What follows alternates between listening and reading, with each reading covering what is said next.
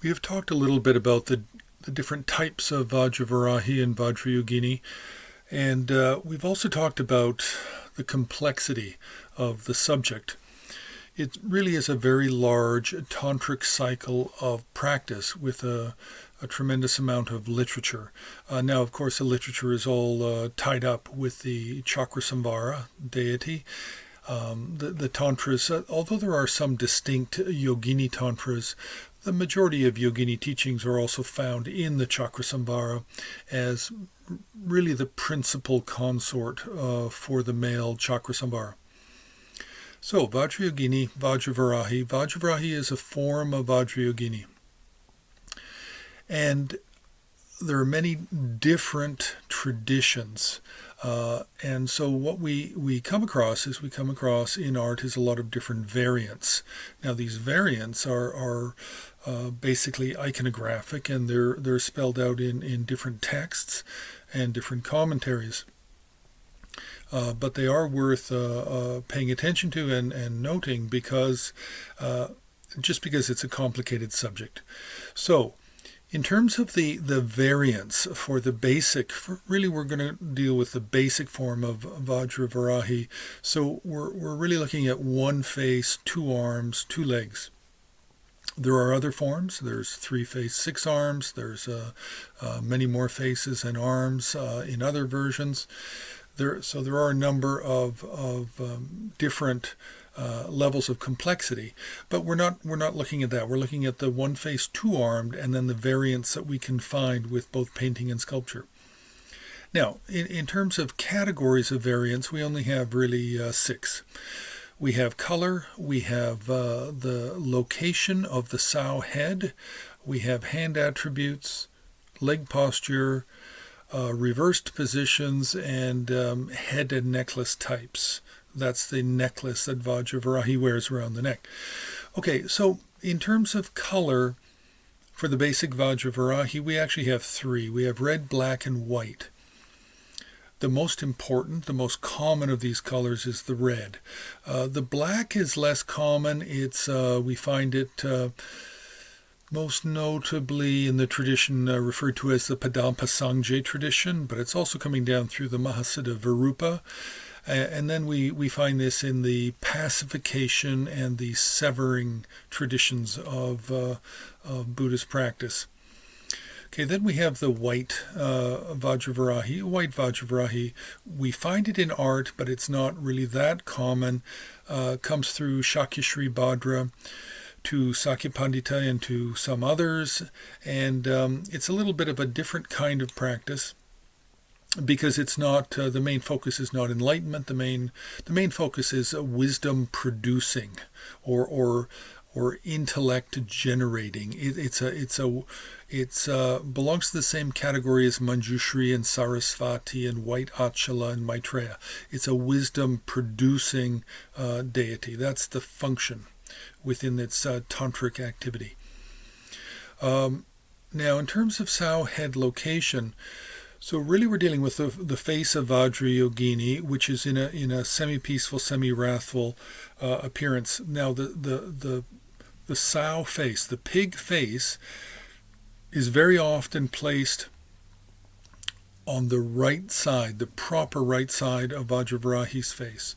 Or it can be on the top of the head, generally kind of facing upwards, not so much forward, but a little bit upwards.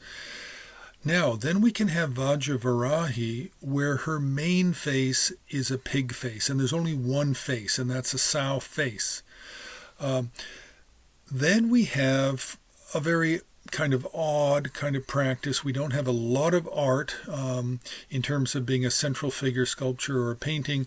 It's often found as more of a secondary figure in paintings from the 14th, 15th, 16th century, and that's the Chinnamasta Vajrayogini Varahi. So this is the severed-headed Vajravarahi. So actually she's severed her head with a curved knife, and she's holding it in her upraised left hand.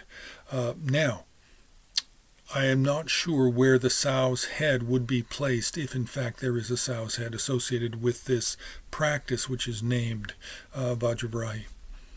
Now, in terms of hand attributes, the two main hand attributes are the curved knife and skull cup.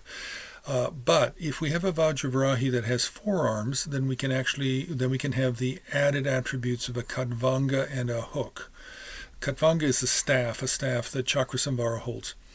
The Khatvanga also represents the male consort when held by a deity such as Vajravarahi or Vajrayogini or some other female semi-wrathful or wrathful deity. Now, for the wisdom deity, the white Vajravarahi, in her right hand she holds a Vajra and left hand is a skull cup. So the change here is rather than a curved knife, the white Vajravarahi holds a Vajra scepter. Now, in terms of leg posture, the majority of Vajravarahi figures stand on the left leg. So, some stand on the right leg with the left leg raised, and another group of figures, maybe 2, 3, 4 different types of Vajravarahi, stand with both legs on the ground. Neither leg is raised. Now, just as a curiosity, we also have a large number of Vajravarahi figures dancing in the dancing posture, which is the standard posture of the red Vajravarahi, but there's no boar's head. So we do have a lot of Vajravarahis with no sow's head on the top or the side of the face. This is another type of variation and issue that needs to be discussed, but at another time. Now, we also have a reversed position Vajravarahi. Now, that means that she's actually embracing the consort of a male, but the male is the minor figure. Vajravarahi is the main figure in the mandala. She is the larger of the figures depicted in a painting or on a sculpture or in a sculpture, and the consort is usually depicted slightly smaller. So in this case, the male deity is smaller, and the principal deity Vajravarahi is larger in painting and sculpture. That's the reversed position. Then we have the head necklace types. Now, Vajravarahi, like semi-peaceful, semi-wrathful, and wrathful deities, they wear either a necklace of 50 dried human heads or 50 freshly severed human heads. Now, with the Vajravarahi, it is more common to find descriptions of the 50 freshly severed heads, but we still have many examples of Vajravarahi in the dancing posture, red in color, and she has a necklace of 50 dry skulls. So this is a textual matter, and it's coming out of different traditions. So this is just a very basic introduction to the absolute most immediate variations that you can find in the appearance of Vajravarahi.